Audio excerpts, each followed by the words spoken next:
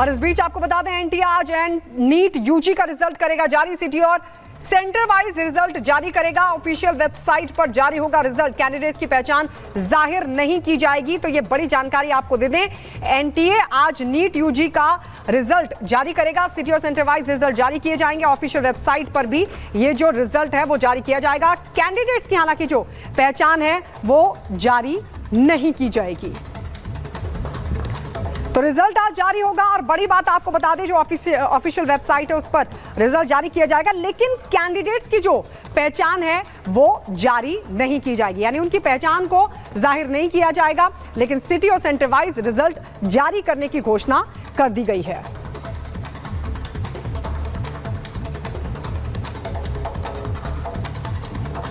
और आइए बात करते हैं गुजरात के वडोदरा की। गुजरात के वडोदरा में आपको बता दें एक भीषण सड़क हादसा हुआ। बताया जा रहा है कि ये जो पूरी घटना है वो सीसीटीवी में रिकॉर्ड हुई है। आपको बता दें एक लड़की को बचाने के चक्कर में असल में ये पूरा हादसा हुआ। फायर ब्रिगेड का जो टैंकर था वो पलट गया। कैसे हुआ ये भीषण हादसा, आइए इस रिपोर्ट में दिखाते हैं आपको। गुजरात के वडोदरा में टू व्हीलर लेकर जा रही लड़की को बचाने के चक्कर में फायर ब्रिगेड का टैंकर पलट गया। टैंकर पलटते ही दूसरी टू व्हीलर पर सवार 2 लोगों को अपनी चपेट में ले लिया। पूरी घटना का सीसीटीवी फुटेज सामने आया है। सूचना पर पहुंची पुलिस ने फायर ब्रिगेड के ड्राइवर को हिरासत में ले लिया है। दरअसल वडोदरा के डभोई रोड गणेश नगर के पास एक लड़की टू व्हीलर लेकर जा रही थी। इस दौरान सामने से फायर ब्रिगेड की गाड़ी आ रही थी। टू व्हीलर से जा रही लड़की को बचाने के चक्कर में फायर ब्रिगेड की गाड़ी अनियंत्रित होकर पलट गई। टैंकर पलटते ही दूसरी टू व्हीलर पर सवार 2 लोगों को अपनी चपेट में ले लिया। वहीं फायर ब्रिगेड टैंकर में भरा ईंधन और पानी सड़क पर फैल गया। टैंकर चालक और टू व्हीलर चालक लड़की सुरक्षित बच गए। सूचना पर पहुंची पुलिस ने फायर ब्रिगेड के ड्राइवर को हिरासत में ले लिया। बता दें कि पूरी घटना का सीसीटीवी फुटेज सामने आया है। पुलिस का कहना है कि मामले में कार्रवाई की जा रही है। Bureau report, Republic Bharat. और अब बात बुलंदशहर की, जहां पर राखी गोयल जो कि भूमाफिया और गैंगस्टर है, राखी गोयल की करोड़ों की संपत्ति को प्रशासन ने कुर्क कर दिया। आइए पूरी खबर इस 1 मिनट की रिपोर्ट में आपको दिखाते हैं। बुलंदशहर में भूमाफिया सुधीर गोयल की पत्नी राखी गोयल की 4 करोड़ 14 लाख की संपत्ति कुर्क करने की कार्रवाई की गई है। पुलिस और मजिस्ट्रेट की मौजूदगी में कुर्की की कार्रवाई को पूरा कराया गया। 2 प्लॉट, 1 कोठी, 12 निर्माणाधीन फ्लैट्स को कुर्क किया गया है। 16 दिसंबर 2023 को पुलिस ने आरोपी सुधीर कुमार गोयल और उसकी पत्नी राखी गोयल समेत 5 आरोपियों को गैंगस्टर एक्ट में गिरफ्तार कर जेल भेजा था। सभी आरोपी अभी जेल में ही हैं। इन पर राधिका एनक्लेव सहित फर्जी तरीके से कॉलोनी बनाकर लोगों से करोड़ों रुपए की ठगी करने का आरोप है। जिला प्रशासन ने भी भूमाफिया सुधीर गोयल पर शिकंजा कसते हुए उसकी संपत्ति को जब्त कर लिया था। 15 अप्रैल 2024 को गुंडा एक्ट के तहत भूमाफिया सुधीर गोयल की 5 करोड़ की संपत्ति जब्त किया गया था। पुलिस के अनुसार राखी गोयल पर 6 आपराधिक मामले दर्ज हैं।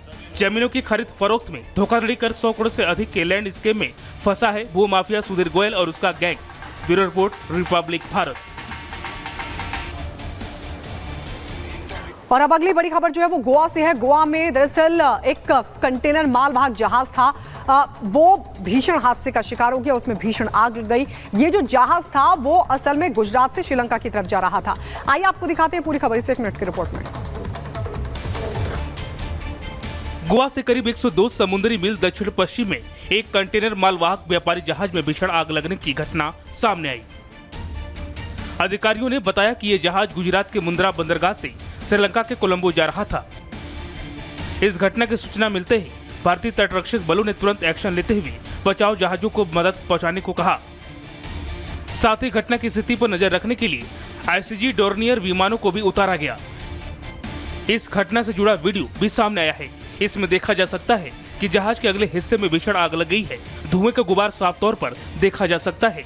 वहीं एक दूसरे वीडियो में देखा जा सकता है कि एक दूसरे जहाज की मदद से आग को बुझाने की कोशिश की जा रही है। विमानों के जरिए भी इस घटना की जानकारी इकट्ठा की जा रही है। वीडियो में देखा जा सकता है कि आग जहाज के अगले हिस्से तक ही सीमित है। हालांकि पूरे जहाज पर सामान लदे दिख रहे हैं। अधिकारियों ने कहा कि बचाव कार्य जारी है। Bureau report, Republic Bharat. और प्रधानमंत्री मोदी के रूस दौरे से अमेरिका नाराज हो गया है। आपको बता दें भारत में अमेरिकी राजदूत की तरफ से एक बड़ी और कड़ी टिप्पणी की गई है, जिस पर भारत ने भी अमेरिका को 2 टूक जवाब दे दिया। क्या जवाब दिया अमेरिका को भारत ने, इस रिपोर्ट में आपको दिखाते हैं।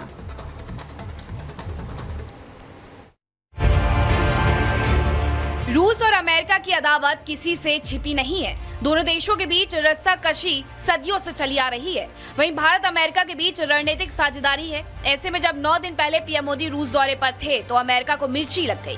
सिर्फ अमेरिका ही नहीं, मोदी के रूस दौरे को लेकर पश्चिमी देश भी चिढ़ गए और अब अमेरिका और पश्चिमी देशों की नाराजगी पर भारत ने दो टूक जवाब दिया है। It is a very intense and deep relationship, and all these issues are discussed in this partnership, and we want to further strengthen them, deepen them, and take this relationship forward. दरअसल रूस Ukraine युद्ध के बीच PM Modi का रूस जाना America को रास नहीं आया। रही सही कसर उस वक्त चल रहे नाटो की बैठक ने कर दी। ऐसे में पीएम मोदी के रूस दौरे को लेकर अमेरिका फड़फड़ा उठा। भारत में अमेरिकी राजदूत एरिक गारसेटी ने कड़ी टिप्पणी कर दी। भारत अमेरिका संबंध पहले से कहीं अधिक गहरे हैं, लेकिन भारत को अमेरिका की दोस्ती को हल्के में नहीं लेना चाहिए। जब भारत अमेरिका का रणनीतिक साझेदार है तो अमेरिका को भारत पर भरोसा करना चाहिए। उतावलापन या हड़बड़ाहट में कोई ऐसा बयान नहीं देना चाहिए जो दोनों देशों के हित में ना हो। बहरहाल भारत ने अमेरिका को साफ साफ कह दिया है कि भारत आजाद है, उसे आजादी से फैसले लेने का हक है और कोई दूसरा देश भारत के राजनयिक फैसले में दखलंदाजी करने का हक नहीं रखता है। Bureau report, Republic Bharat. और इस वक्त जो मध्य प्रदेश की सियासत है वो पूरे चरम पर है और इस बार जो सियासत हो रही है वो हो रही है सुंदरकांड के पाठ को लेकर। थाने में सुंदरकांड का पाठ हुआ तो कांग्रेस ने बीजेपी पर सवाल खड़े किए, तो वहीं बीजेपी ने कांग्रेस पर तुष्टीकरण का आरोप लगा दिया है। लेकिन ये पूरा मामला क्या है, इस रिपोर्ट में आपको दिखाते हैं।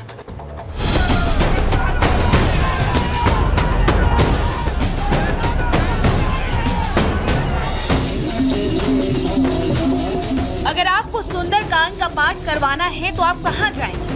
मंदिर जाएंगे या घर में पाठ कराएंगे? लेकिन इन दिनों मध्य प्रदेश की सियासत में सुंदरकांड का मुद्दा हावी है और कांग्रेस नेता मांग कर रहे हैं कि पुलिस थाने में पाठ करना है। और इस पर बीजेपी ने कांग्रेस को घेरा है और कहा है कि कांग्रेस हमेशा हिंदुओं की भावनाओं को ठेस पहुंचाती है। दरअसल ये पूरा मामला जुड़ा है एक प्रदर्शन से। कैसे, चलिए आपको बताते हैं। हुआ ये कि प्रदेश की सियासत में कथित नर्सिंग घोटाले को लेकर कांग्रेस इस मसले पर आक्रामक मोड में है और पार्टी ने राज्य सरकार में मंत्री विश्वास सारंग के खिलाफ मोर्चा खोल दिया। कांग्रेस की ओर से नारंग के खिलाफ एफआईआर दर्ज कराए जाने को लेकर लगातार मांग की जा रही है। इसी दौरान 18 जुलाई को कांग्रेस ने प्रदर्शन किया, मंत्री विश्वास सारंग के खिलाफ एफआईआर दर्ज करने की मांग की। कांग्रेस ने इस दौरान पुलिस थाने तक पैदल मार्च किया। प्रदर्शन में पूर्व सीएम दिग्विजय सिंह शामिल थे। कांग्रेस नेताओं ने अशोका गार्डन थाने तक पैदल मार्च किया। नेता जब अशोका गार्डन थाने पहुंचे तो वहां पाठ हो रहा था। कांग्रेस ने इसे नियमों के खिलाफ बताया। दिग्विजय सिंह इस पर भड़क गए। उन्होंने कहा, थाने में एफआईआर दर्ज करवाने आए थे, लेकिन थाने में सुंदरकांड का पाठ कराया जा रहा था।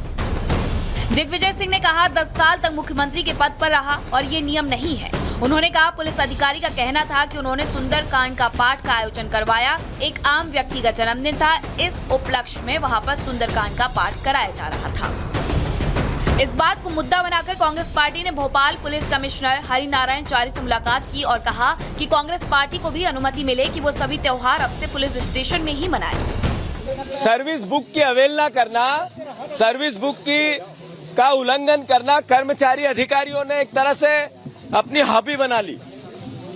कांग्रेस पार्टी ने आज जो कल की घटना है, एक टीआई ने निजी आयोजन करवा दिया थाने के अंदर।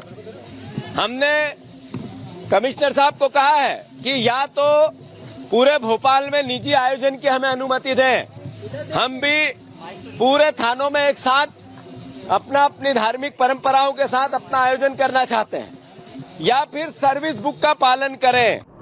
इसके बाद सियासत चरम पर है और पूर्व मंत्री और कांग्रेस नेता पीसी शर्मा ने भी थाने में कार्यकर्ता के जन्मदिन का हवाला देकर सुंदरकांड की अनुमति मांगी है। जब एक बीजेपी के कार्यकर्ता पूर्व पार्षद के लिए परमिशन मिल सकती है सुंदरकांड की, तो हमारे भी एक साथी वार्ड अध्यक्ष बंटी जैन का जन्मदिन है कल शनिवार 20 जुलाई को, तो टीटी नगर थाने में सुंदरकांड करने की अनुमति दी जाए, जिससे हम भी इसके दीर्घायु होने की कामना कर सकें और सुंदरकांड हो सके और प्रसाद बांट सकें। कांग्रेस ने अब इस पूरे मामले पर कहा है कि किसी आम व्यक्ति का नहीं बल्कि बीजेपी कार्यकर्ता का जन्मदिन थाने में मनाया जा रहा था और इसीलिए थाने में पाठ कराया और नियमों का उल्लंघन किया। दूसरी तरफ भोपाल पुलिस कमिश्नर हरिनारायण चारी ने पाठ की अनुमति देने वाले थाना प्रभारी को कारण बताओ नोटिस जारी किया है। अब कांग्रेस, जिसे बीजेपी ने लोकसभा चुनाव में चारों खाने चित किया था, वो शांत होगी या अपनी सियासी जमीन तलाशने के इस मुद्दे को और हवा देगी, ये आने वाला वक्त ही बताएगा। Bureau report, Republic Bharat. और चुनावी हिंसा के लिए बदनाम पश्चिम बंगाल की बात करते हैं। पश्चिम बंगाल से अब ऐसी ही हिंसा की तस्वीरें निकलकर सामने आई हैं जो दिल को दहला रही हैं। वहां पर एक महिला के साथ बर्बरता का वीडियो सामने आया है, तो वहीं प्रदर्शनकारियों पर पुलिस की गोलियों की तस्वीरें भी निकलकर सामने आई है। ये पूरा मसला क्या, आप खुद ही समझिए आखिर क्यों पश्चिम बंगाल को जंगल राज कहा जाता है।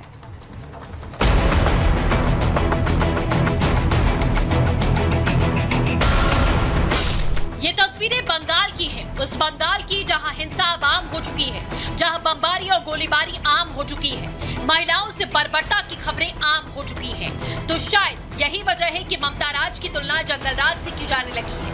पहली तस्वीर देखिए, ये वायरल वीडियो पश्चिम बंगाल के हावड़ा जिले का है, जिसे बंगाल विधानसभा नेता विपक्ष शुभेंदु अधिकारी ने सोशल मीडिया प्लेटफॉर्म एक्स पर शेयर किया। वीडियो में कुछ लोगों को जमीन पर जबरन नीचे बिठाया गया, जिनमें एक महिला भी है। तभी एक शख्स कैंची लेकर महिला के सर के बाल काटने लगता है। बताया जा रहा है कि महिला और उसके परिवार को चोरी के आरोप में पकड़ा गया और उसके बाद उनके साथ मारपीट की गई। यही नहीं, मारपीट करने के बाद सजा के तौर पर सरेआम महिला के बाल काटने का काम किया गया।